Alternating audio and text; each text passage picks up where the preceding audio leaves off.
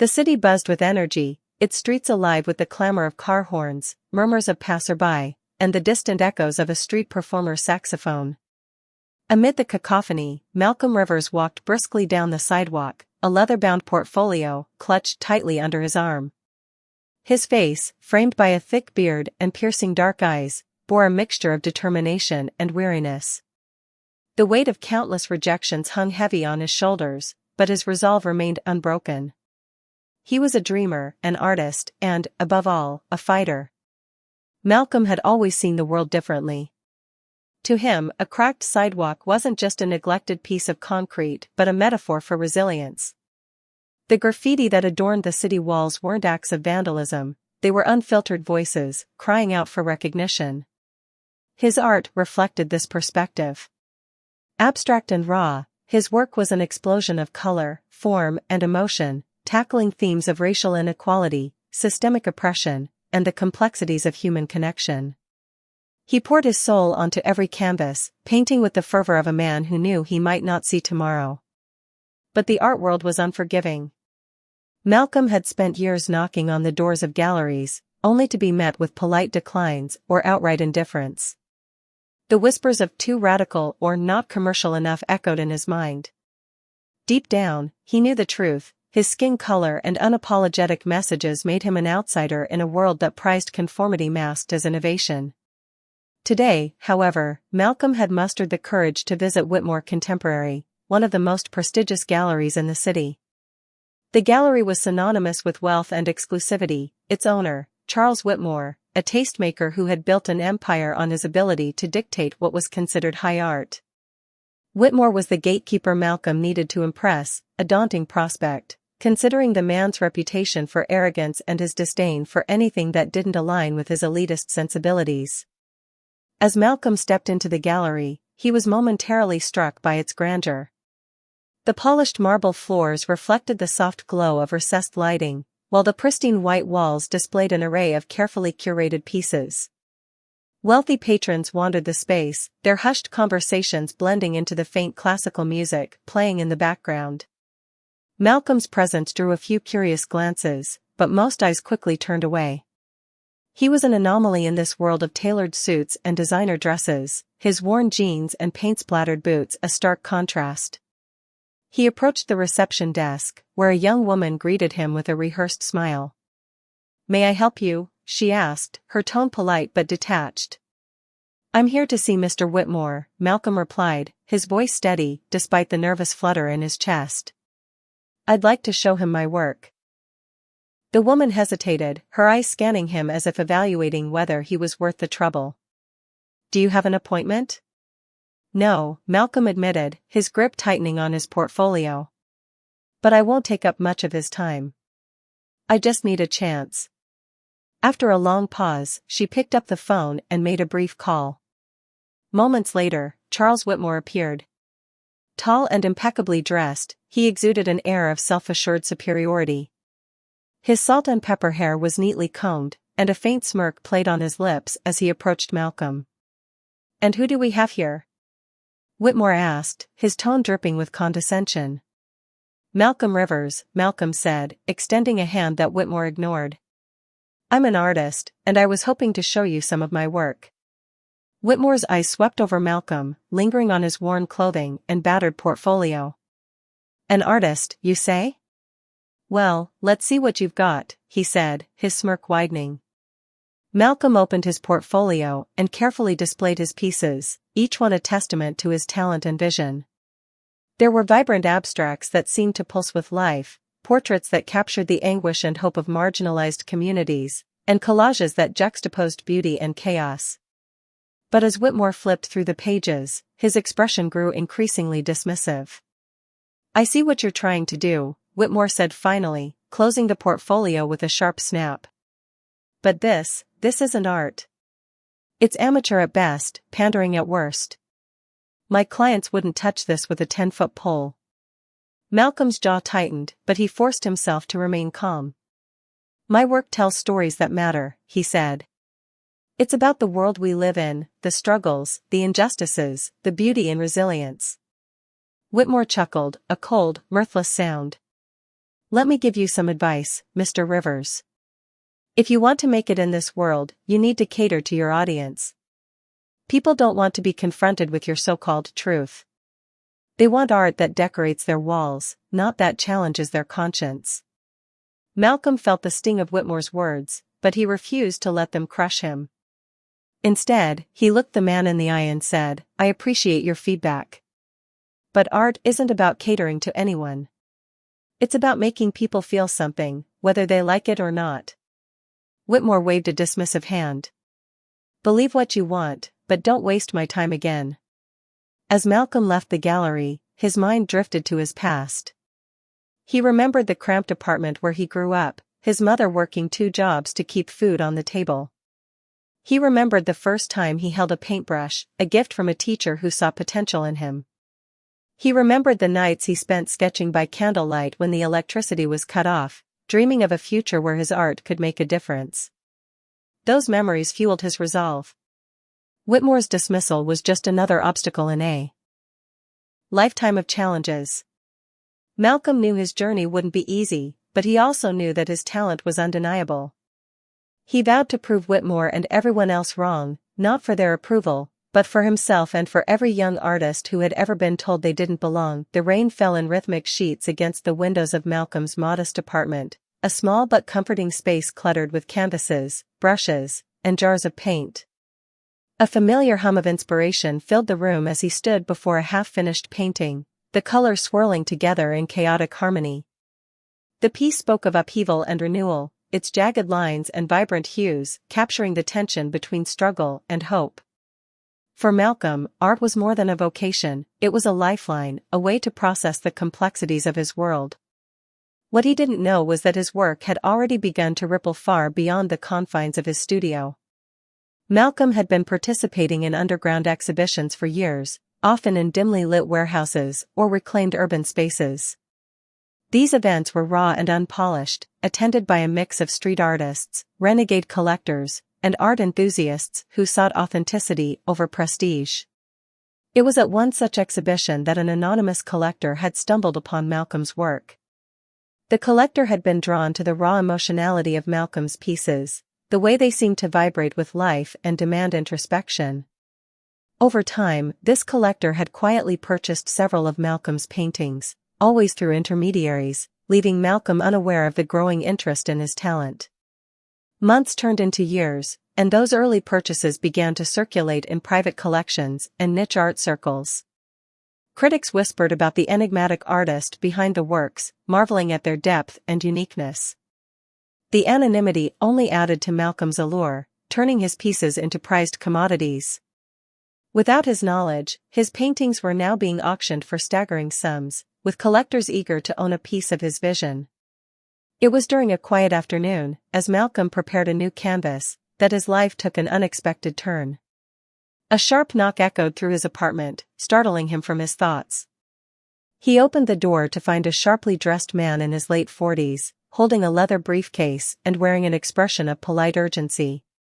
"Mr. Rivers, I presume?" the man said, extending a hand. "My name is Alexander Sterling. I'm an art broker, and I've been looking forward to meeting you." Malcolm frowned, wary of the stranger. "A broker? I'm not sure I understand." Sterling smiled and gestured toward the apartment. "May I come in? I promise, this is a conversation worth having." Reluctantly, Malcolm stepped aside and allowed Sterling to enter.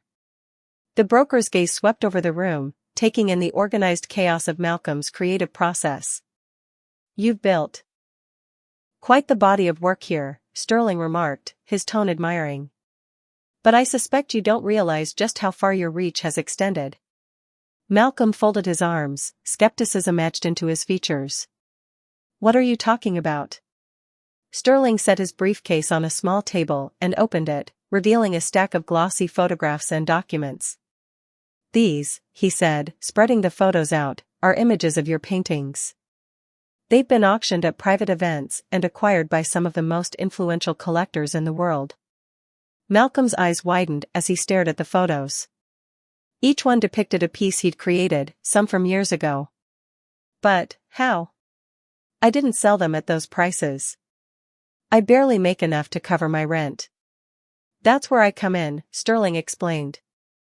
Your work has been moving through a network of collectors and brokers, gaining value with each transaction. Unbeknownst to you, you've become something of a sensation in certain circles. Malcolm sank into a chair, his mind racing. You're saying my work is worth, what, exactly? Sterling pulled out a ledger and flipped through it. Let me give you an example. This piece, he said, pointing to a photograph of a painting Malcolm recognized immediately, sold at auction for $1.2 million. The words hit Malcolm like a punch to the chest. He stared at the image, the memory of creating that piece flooding back. It had been during one of his darkest periods, when he'd poured every ounce of his pain and resilience onto the canvas. $1 million, he whispered, scarcely able to believe it. Sterling nodded. And that's just one example. Your portfolio has generated over $8 million in sales to date, and demand is only increasing. Malcolm's hands clenched into fists, a mixture of emotions surging through him, disbelief, anger, and an overwhelming sense of being exploited. Why didn't anyone tell me? Why wasn't I part of this? Unfortunately, the art world can be opaque, Sterling admitted. But I'm here to change that. I believe in your talent, Mr. Rivers, and I want to help you take control of your narrative. Together, we can ensure that you benefit directly from your success. Malcolm studied the broker's face, searching for signs of ulterior motives. Why should I trust you? Sterling met his gaze evenly. Because I'm offering transparency and partnership. You've been working in the shadows for too long. It's time the world knows your name, and it's time you reap the rewards of your brilliance. Over the next few weeks, Malcolm began to research the art world with an intensity he hadn't known he possessed. He read about branding, networking, and the power dynamics that shaped the industry. He studied the strategies of artists who had managed to break through the barriers of elitism, drawing inspiration from their journeys.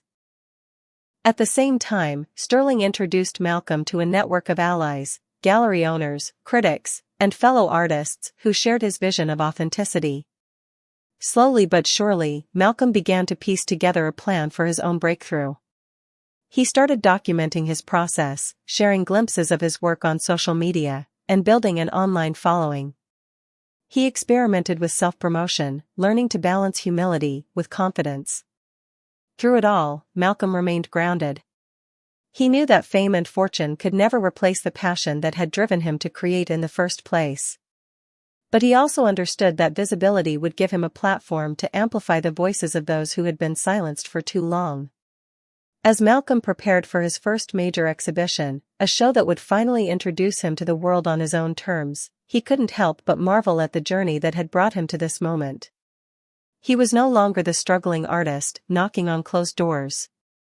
He was Malcolm Rivers, a force to be reckoned with, and his story was just beginning. The gallery was bustling with activity, its marble floors gleaming under soft lights as workers hurried to prepare for the upcoming event.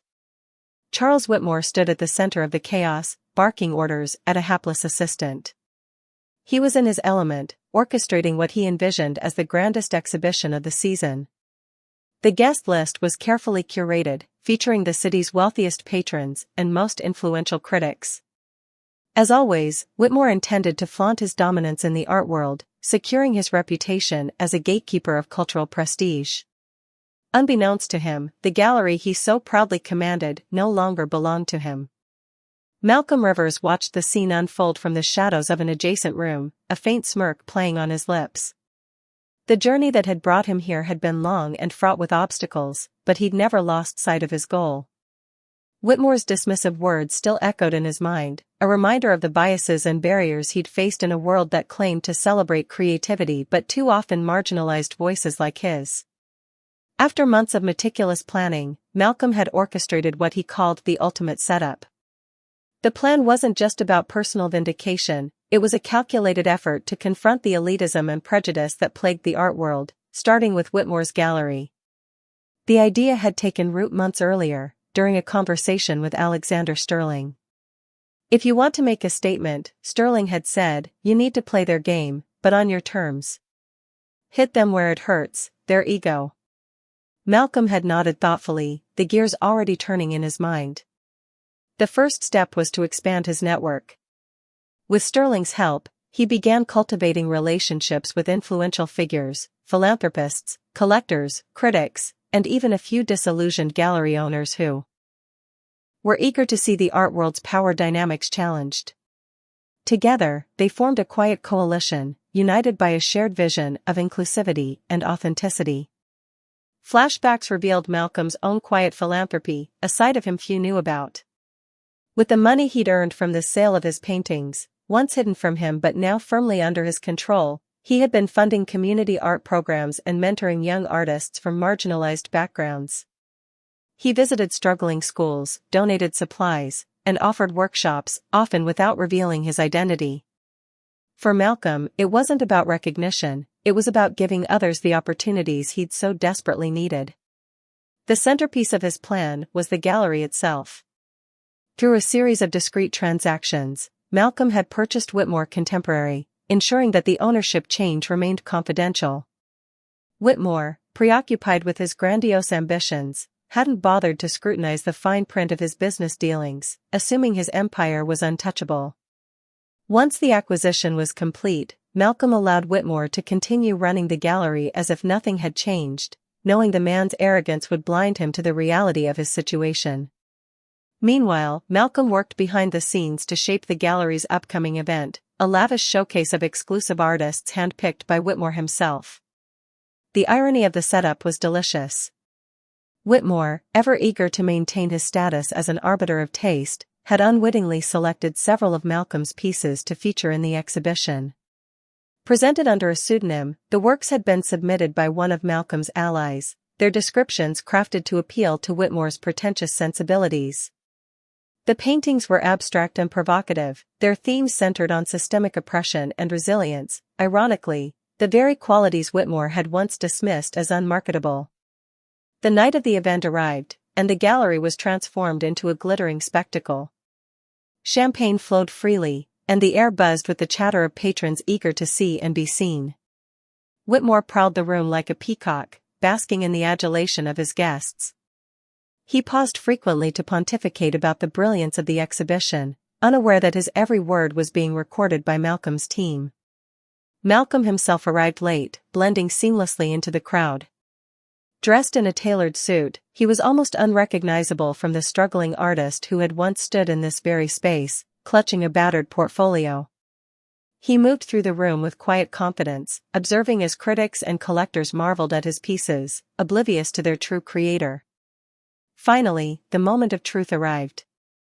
Whitmore took the stage to deliver his customary speech, a self-congratulatory monologue about the importance of art and culture. As he spoke, Malcolm signaled to Sterling, who stood by the control panel for the gallery's audiovisual system. With a nod, Sterling activated the prepared presentation. The lights dimmed, and a large screen descended from the ceiling. At first, the audience was confused, but their murmurs turned to silence as the screen displayed a series of images, Malcolm's paintings in their original settings, accompanied by videos of the artist himself, speaking passionately about his work. The footage included scenes of Malcolm mentoring young artists, painting murals in underserved neighborhoods, and addressing the very inequalities his art sought to expose. Gasps rippled through the crowd as the final image appeared, Malcolm standing outside the gallery, holding a set of keys. The caption read, "Welcome to Rivers Contemporary." Whitmore's face turned a deep shade of crimson as he stared at the screen, realization dawning too late. The room erupted in applause as Malcolm stepped onto the stage, his presence commanding but unassuming. He raised a hand to quiet the audience, then spoke with the clarity and conviction of a man who had earned his place. "Art is not a commodity," he began, his voice steady. "It is a mirror, a challenge, and a call to action. For too long, voices like mine, and like so many others, have been dismissed, undervalued, and silenced. But tonight, we reclaim our narrative. This gallery is no longer a fortress of exclusivity. It is a sanctuary for truth, diversity, and creativity." The applause was deafening. Whitmore, humiliated and seething, slunk away into the shadows, his reign over the gallery officially over. In the days that followed, the story of Malcolm Rivers and his audacious takeover spread like wildfire. The art world buzzed with debates about elitism, representation, and the transformative power of art. For Malcolm, the journey was far from over, but he had achieved something monumental. He had not only claimed his place at the table but had also shattered the table itself, replacing it with something new and inclusive. The unseen talent was now a beacon of change, and the world was finally ready to see. As the evening reached its peak, Whitmore took to the small stage at the center of the gallery. The crowd fell silent as he raised a glass, a self-satisfied grin stretching across his face. "Ladies and gentlemen," he began, his voice oozing with practiced charm, "tonight is a celebration of art, culture, and the visionaries who push the boundaries of creativity. This exhibition is a testament to the power of art to move, inspire, and transform. I'm honored to present these extraordinary works to you, and I thank you for being part of this unforgettable evening." Applause erupted, and Whitmore soaked it in, raising his glass higher. Just as he opened his mouth to continue, the lights dimmed, and a single spotlight illuminated the stage. The applause quieted as confusion rippled through the room. From the back of the gallery, Malcolm stepped forward, his movements deliberate and measured. Gasps spread like wildfire as attendees recognized him, not as the struggling artist Whitmore had once mocked, but as the face that had appeared in the surprise video montage earlier in the evening.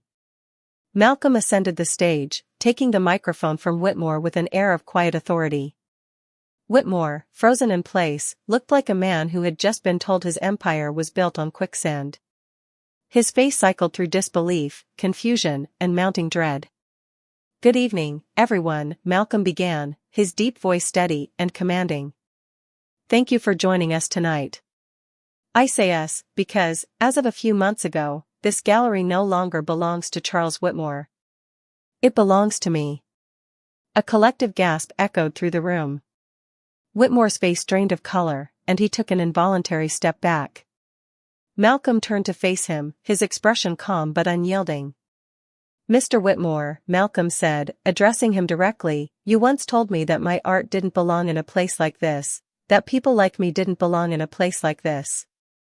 Tonight, I stand here not just as the artist behind these works, but as the new owner of this gallery. And let me make one thing clear, this space will no longer serve as a monument to elitism and exclusion. It will be a platform for artists from all walks of life, artists whose voices deserve to be heard." The crowd was riveted, their attention split between Malcolm's powerful words and Whitmore's visible discomfort. A woman in the front row whispered to her companion, "He's the artist? He's the owner? This is extraordinary." Malcolm gestured toward the paintings that had so captivated the audience. "These works are more than just colors on a canvas. They are stories, stories of struggle, of resilience, of the human spirit refusing to be broken. And they are a testament to the idea that true art cannot be silenced, no matter how many doors are slammed in its face." The evening shimmered with opulence. A constellation of chandeliers cast a golden glow over the gallery's pristine interiors, where art aficionados, critics, and wealthy patrons mingled with glasses of champagne in hand. This was the night Charles Whitmore had been waiting for, a showcase of his so-called genius in curating the finest art. Dressed in an immaculate suit, he strutted through the room, a smug smile plastered across his face as he exchanged pleasantries with the elite. Tonight was his crowning achievement, and he intended to bask in every second of the glory. Unbeknownst to him, the glory he was so eager to claim belonged to someone else. The centerpiece of the exhibition was a collection of abstract works that had captivated everyone in the room. The paintings were bold yet intimate, their vivid strokes and layered textures evoking profound emotion. Each piece seemed to tell a story, of struggle, of resilience, of triumph over adversity. Guests crowded around the displays, murmuring their admiration. "I've never seen anything like it," one critic whispered, her eyes misting as she studied a painting depicting interwoven figures emerging from chaos. "Truly groundbreaking," another agreed. "The depth, the rawness, it's as though the artist has lived 1,000 lives and poured them all into these canvases." Whitmore, overhearing the praise, beamed with pride. Yes, yes, he said, interjecting himself into the conversation. I always knew these pieces would resonate with an audience of refined taste. The artist is quite special, though they've chosen to remain anonymous for now. A touch of mystery always adds allure, don't you think? The crowd nodded, unaware of the irony in Whitmore's words.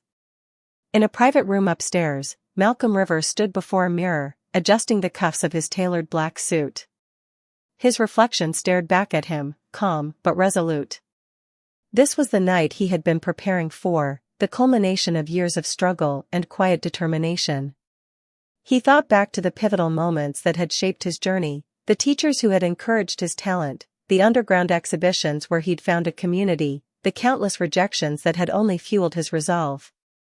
There were darker memories, too, moments when the weight of racial and class-based prejudices had seemed insurmountable. He remembered the gallerist who had dismissed his work without a second glance, the collector who had advised him to tone down his themes, the times he'd been told that his art was too angry or too political. Those moments had been painful, but they had also been catalysts, pushing him to create work that demanded to be seen. Malcolm straightened his tie and took a deep breath. Tonight wasn't just about proving himself, it was about confronting a system that had tried to silence him. It was about opening doors for the artists who would follow in his footsteps. Said, his tone cutting but controlled, "Thank you for showing me exactly what I was up against. You taught me that the art world isn't just about talent, it's about resilience. So while you may have tried to shut me out, you only made me stronger. For that, I am grateful." The room erupted into applause, the sound swelling as attendees rose to their feet. Whitmore, unable to meet Malcolm's gaze, slipped away into the crowd, his once commanding presence reduced to a shadow. As the night continued, Malcolm mingled with guests, many of whom eagerly introduced themselves and expressed their admiration. For the first time, he felt truly seen, not just for his art, but for the man he was and the change he represented. In a quiet corner of the gallery, Malcolm paused to take it all in. The journey had been long, the obstacles formidable, but he had arrived. And this was only the beginning. The masterpiece wasn't just the paintings on the walls, it was the transformation of a space, a community, and a system that would never again be the same. The transformation of Whitmore Contemporary into Rivers Contemporary was more than just a change of ownership, it was a seismic shift in purpose. Gone were the days of exclusivity, where only the elite could access the gallery's pristine halls. Under Malcolm's leadership, the gallery became a vibrant hub of creativity, community, and inclusion. The once intimidating white walls now bore art that resonated with stories of resilience, identity, and hope. Works by Indigenous artists, LGBTQ+ creators, and talents from economically disadvantaged backgrounds were proudly displayed alongside pieces by established names. The space pulsed with energy, a testament to the power of diverse voices coming together to create something greater than the sum of its parts. Malcolm's vision for the gallery extended far beyond exhibitions. He introduced programs to nurture budding artists, including mentorship opportunities, free workshops, and grants for those who lacked access to traditional art education. He established partnerships with schools and community centers, ensuring that young people from all walks of life had a chance to discover their creative potential. The gallery also hosted open mic nights, live mural painting events, and panel discussions on art and activism, drawing crowds who had never before felt welcomed in such a space. Amid the flurry of change, Malcolm received an unexpected visitor. One rainy afternoon, as he was reviewing applications for an upcoming community showcase, a knock sounded at his office door. He looked up to see Charles Whitmore standing there, drenched from the downpour, but holding himself with an air of hesitant dignity. "Mr. Rivers," Whitmore said, his voice subdued. "May I have a moment of your time?" Malcolm gestured for him to sit, his expression unreadable. He had imagined this moment many times, picturing how he might confront Whitmore with righteous indignation. But now, faced with the man who had once belittled him, Malcolm felt something unexpected: curiosity. Whitmore sat, his once imposing presence diminished. He fiddled with his umbrella, avoiding Malcolm's gaze. "I wanted to apologize," he began, stumbling over the words. For the way I treated you. I was wrong. Malcolm leaned back in his chair, studying him. What brought about this realization? He asked, his tone calm but firm. Whitmore sighed, running a hand through his damp hair. Losing the gallery was humbling, to say the least. Watching you transform it into what it is now, seeing the impact you've had, it made me realize how narrow my perspective was. I thought I was protecting the sanctity of art, but in truth, I was gatekeeping, excluding voices that deserved to be heard. Malcolm's gaze softened slightly. It takes courage to admit that. Whitmore looked up, his eyes earnest. I don't expect forgiveness, but I want to help. I've spent my career building walls, but I'd like to spend what's left of it breaking them down. If there's any way I can support your vision, I'd be honored. Malcolm considered this for a long moment. He saw genuine remorse in Whitmore's eyes, but more importantly, he saw an opportunity. If you're serious, Malcolm said, there are ways you can contribute. Use your connections to amplify the artists we're showcasing here. Advocate for change in the circles you still move in. Show people that the old ways of thinking no longer apply. Whitmore nodded, a hint of relief washing over his face. Thank you, he said, standing to leave. At the door, he hesitated, then turned back. You've done something remarkable here, Malcolm. I hope you know that. As Whitmore left, Malcolm sat in thoughtful silence. Redemption wasn't something he had sought for Whitmore, but it was a reminder that change could come from even the most unlikely sources. Months later, the gallery hosted its most ambitious event yet, a community-focused exhibition titled A Thousand Voices. The showcase featured works from over 100 artists, ranging from schoolchildren to seasoned creators, all connected by a shared theme of unity in diversity. The event was free and open to the public, drawing an eclectic crowd that spilled out onto the sidewalk. Malcolm stood at the entrance, greeting visitors with a warm smile. He watched as families admired the art, young people snapped photos, and artists shared their stories with eager listeners. The air was electric with creativity and connection, a stark contrast to the exclusivity that had once defined the gallery. Inside, one room was dedicated to Malcolm's own work, spanning his early pieces to his latest creations. It was a deeply personal collection, chronicling his journey from obscurity to prominence. A central piece, titled The Mirror and the Gate, depicted a towering gate made of mirrors, each reflecting a different facet of the human experience. It was a visual representation of Malcolm's belief that art should reflect the world and open doors, not close them. As he moved through the gallery, Malcolm paused to speak with a young artist who had been part of his mentorship program. The teenager, a shy girl named Rosa, had just sold her first painting. Thank you, she said, her voice trembling with emotion. I never thought I'd have a chance like this. You earned it, Malcolm replied, his smile genuine. And this is just the beginning. Later that evening, as the event wound down, Malcolm stood on the gallery's rooftop, looking out over the city that had shaped him. The skyline glittered like a sea of possibilities, each light a reminder of how far he had come. He thought about his mother, who had worked tirelessly to support his dreams, and about the mentors and friends who had encouraged him when the world seemed intent on holding him back.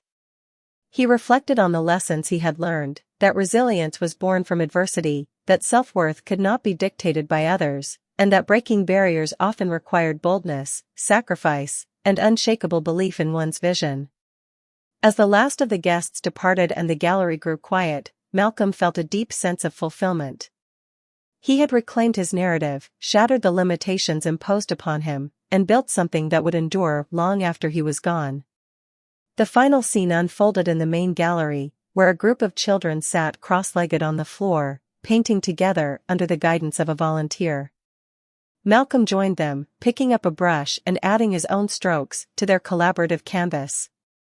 It was a simple yet profound act, symbolizing the new era he had ushered in, an art world that embraced everyone, where no voice was too small to be heard. For Malcolm Rivers, the journey wasn't over. But in this moment, surrounded by creativity and community, he knew one thing for certain: he had found his masterpiece.